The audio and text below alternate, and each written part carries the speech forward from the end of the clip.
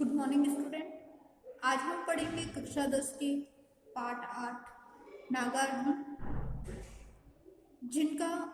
जिनके द्वारा जो लिखित दो कविता हैं कल और आज और उषा की लाली, इनके बारे में पढ़ेंगे। इनका जो जीवन परिचय है वो इस प्रकार है। इनका जो जन्म हुआ वो 1911 यानी कि 1911 और मृत्यु उनकी 1998 यानी कि 1998 ईस्वी में हुआ। हिंदी और मैथिली भाषा है कि अप्रतिम लेखक और कवि नागार्जुन का जन्म बिहार राज्य के दरभंगा जिले के सतलखा गांव में हुआ था। जो बिहार राज्य था उसके दरभंगा जिले के सतलखा गांव में हुआ।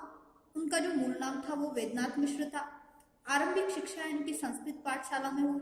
फिर ये आगे के अध्ययन के लिए बनारस और कलकत्ता गए और 1936 अर्थात 1936 में लंका गए। लंका जो कि श्रीलंका है, जो हमारे ही देश का पहले एक भाग था।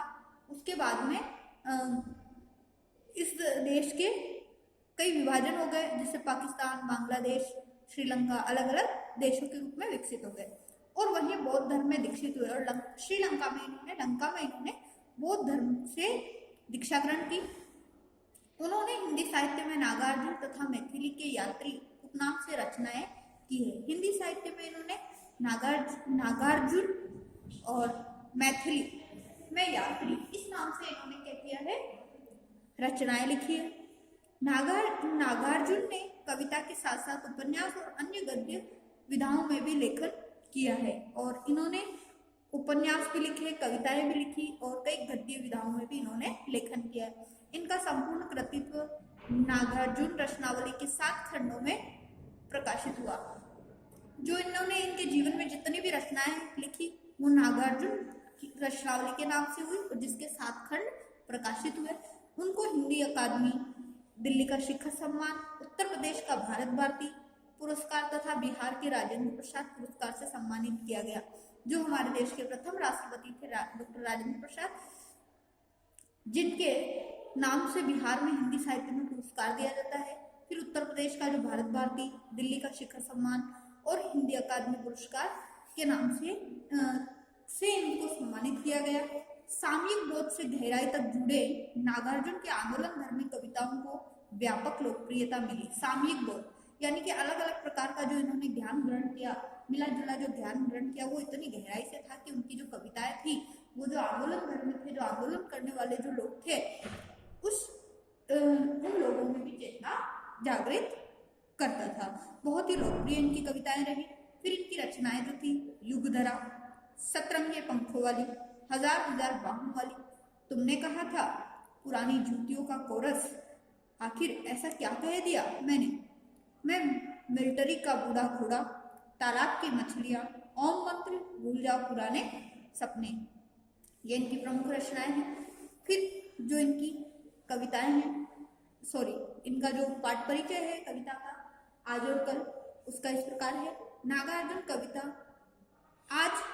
कल और आज ग्रीष्म की घोर तपिश भरी दुर्गुता के पश्चात वर्षा के सहज और मनभावन आगमन का वर्णन करती है। कल जो समय बीत चुका है, अर्थात जो वर्षा ऋतु से पूर्व जो ग्रीष्म ऋतु थी उस समय के लिए कहा गया कल, और आज जो समय है अर्थात जो वर्षा ऋतु आई है, जिससे कि इतना मन भावन, मन को अच्छा लगने वाले वर्षा ऋतु का आगमन हुआ है, उसका इसमें वर्णन किया गया है। ग्रीष्म ऋतु के हताश एवं उदास मुख कृषक, धूल स्नान करते पक्षी वृंद, सूखे खेतों का वीराना उजड़ापन और बदरंग आसमान जहां एक और समाज के सोपान पर छूटे हुए अंतिम आदमी का प्रतिनिधित्व करता है। अर्थात लेखक कवि कहना चाहते कि जो ग्रीष्म ऋतु में जो किसान लोग थे, उनके कोई फसल नहीं होती थी, खेती नहीं कर पाते थे, किसी प्रकार का अनाज वगैरह नहीं बो पाते थे, तो जो उजड़ापन था, जो किसान उदास था, फिर जो पक्षी जो कि हरी हरी डालियों पर नहीं बैठ पाते थे, हरियाली का आनंद नहीं ले पाते थे, वो धूल में ही घूमते फिरते थे, लौटते थे, ऐसे पक्षी और सूखे खेतों का इसमें वर्णन किया है। उसके बाद में वहीं दूसरी ओर प्रकृतिगत चित्रण की सहजता को भी दर्शाया है। और दूसरी ओर उन्होंने जो जैसे ही परिवर्तन होता है, वर्षा ऋतु का जो आगमन है वो परिवर्तन का संकेत देता है, अर्थात व्यक्ति के जीवन में जब दुख होता है उसके बाद कहीं ना कहीं खुशी आती ही आती है, इसका संकेत करता है। वर्षा के आगमन से प्रकृति रूपी सुकन्या नृत्य करती हुई प्रतीत होती है, प्रकृति के समस्त उपादान भी उसका साथ देते प्रतीत होते हैं। ऋतु चक्र का अत्यंत सजीव अंकन इस कविता की विशेषता है। और जो ये ऋतु का चक्र है वही उसका जो ये चित्रण है, सजीव चित्रण, ये हमारी इस कविता का मुख्य उद्देश्य है और यही इसकी मुख्य विशेषता है कि व्यक्ति के जीवन में जब दुख होता है तो कहीं ना कहीं उसके बाद में सुख आता ही, अर्थात जो किसान दुखी होता है ग्रीष्म ऋतु में तो वर्षा ऋतु आने पर वो बहुत ही अधिक खुश होता है। ठेठ देशज उपादानों का प्रयोग मुग्धकारी है। भाषा की दृष्टि से नागार्जुन का ठेठ देसी अंदाज मनोरम है और देसी अंदाज में उन्होंने इस कविता का इतना सुंदर मनोरम वर्णन किया है। नेक्स्ट हम देखते हैं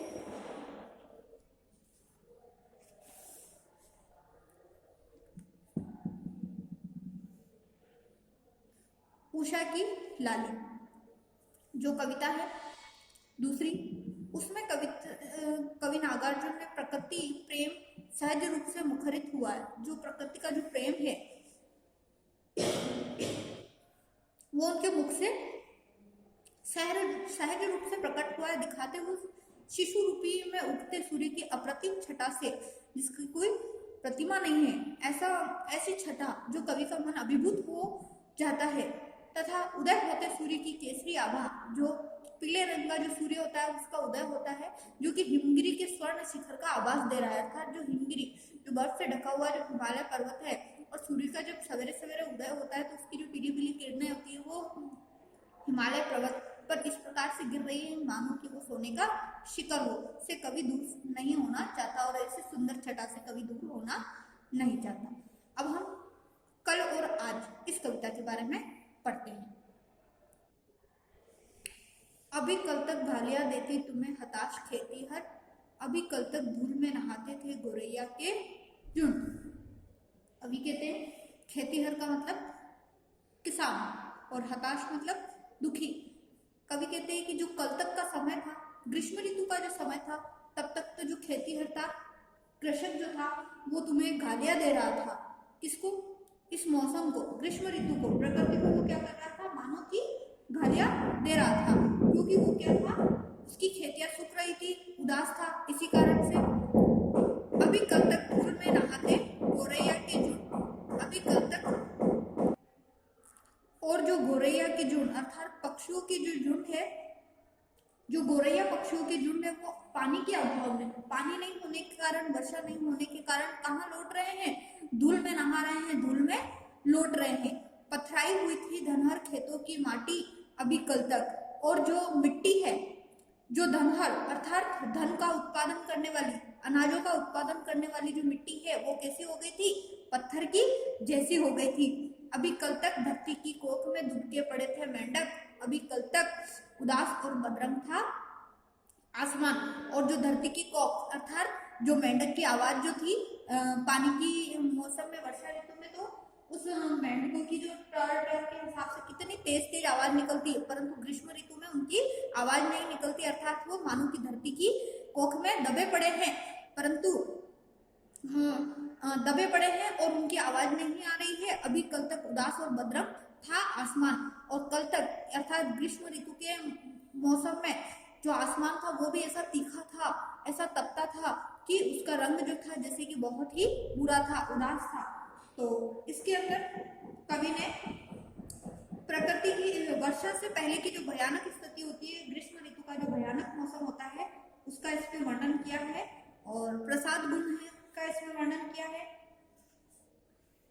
और कवि ने इस जो पद्य का जो भाव है मुख्य रूप से वो है कि वर्षा से पूर्व सभी पक्षी, खेतीहर, किसान, मौसम और मेंढक, पशु पक्षी आदि सभी व्यक्ति क्या है?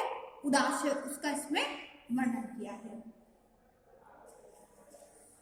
नेक्स्ट है, और आज ऊपर ही ऊपर तन गए हैं तुम्हारे तंबू, और आज छमका रही है पावस रानी। पावस रानी मतलब वर्षा ऋतु के बारे में कहा गया। और आज ऊपर ही ऊपर पावस किसके लिए कहा गया, वर्षा के लिए कहा गया। तो इसके अंदर वापस क्या होता है, मौसम परिवर्तन होता है कल और आज। कल का मतलब जो बीत चुका समय, और आज जो आया है उस समय के लिए कहा गया। तो कवि कहते हैं कि जो वर्षा आने पर जो आसमान के ऊपर तंबू मतलब बादल छा गए हैं, ऊपर ही ऊपर क्या आ गए हैं, बादल आ गए हैं, और चमका रही है पावस रानी बूंदा बूंदियों की अपनी पायल। और बारिश जो हो रही है वो क्या हो रही है, बरस रही है, बूंदा बूंदी उसकी बरस रही है। तो मानो ऐसे लग रहा है जैसे पायल बज रही, और चालू हो गई झिंगुरों की शहनाई अविराम। और आज जोरों से कूद पड़े नाचते थिरकते मोर। और जो वर्षा की बूंदा बूंदी पड़ने लगी है उसकी जो आवाज आ रही है, ध्वनि जो उठ रही है, तो आज झिंगुर, झिंगुर मतलब जो होते हैं वो होते हैं जलचर जीव। जलचर जीव का अर्थात जो जल में रहने वाले जो जीव है, अर्थात जैसे मेंढक की भी टर टर आवाज आने लग जाती है, और भी पशु पक्षी जो है उनकी आवाज आने लग जाती, जो उनकी जो ध्वनि है, आवाज है, शहनाई मतलब जो उनकी आवाज है वो अविराम यानी कि लगातार आ रही है। जोरों से कूक पड़े नाचते थिरकते मोर। और जो बारिश का मौसम है वो बादलों के उमड़ते ही इस प्रकार से जोर जोर से नाचने लगे हैं, थिरकने लगे हैं इस धरती पर। और आज आ गई पावस जान डूब की झुलसी शिराओं के अंदर, और आज आ गई वापस जान। ठीक है, तो जो घास थी, डूब डूब मतलब क्या होता है, घास, और झुलसी शिराएं मतलब जो उसकी शिराएं थी वो क्या थी, मुरझा गई थी। घास जो मुरझा गई थी वर्षा होने के बाद उनके अंदर भी वापस जान आ गई, वो भी हरी भरी हो गई है। और आज विदा हुआ चुपचाप ग्रीष्म समेटकर अपने लाऊ लश्केर को। और जो ग्रीष्म ऋतु है, वर्षा ऋतु होने के बाद जो ग्रीष्म ऋतु है वो चुपचाप अपना लाऊ लश्कर अर्थात जो अपना तपत जो ताप था, जो उष्मा थी, उसको लेकर वो विदा हो गया। तो इसका जो भाव है, वर्षा आने के बाद पशु पक्षियों में, किसानों में, सभी के अंदर क्या हो जाती है, प्रसन्नता छा जाती है। इसके अंदर अनुप्रास अलंकार का प्रयोग किया गया है। फिर प्रकृति का बहुत ही सुंदर चित्रण इसमें किया गया है। तो आज हम कल और आज एक ही कविता के बारे में पढ़ेंगे। नेक्स्ट क्लास में हम उषा की लाली नामक कविता के बारे में पढ़ेंगे। आपको जो ये कविता पढ़ाई गई है, तो आज का जो आपका होमवर्क है वो होमवर्क है आपका नागार्जुन का जीवन परिचय लिखिए, और कल और आज नामक कविता के एक पैराग्राफ की व्याख्या कीजिए। नेक्स्ट क्लास में हम नेक्स्ट पैराग्राफ की व्याख्या करेंगे। ठीक है, पढ़ाई गई कविता को आप ध्यान से पढ़िए। Thank you.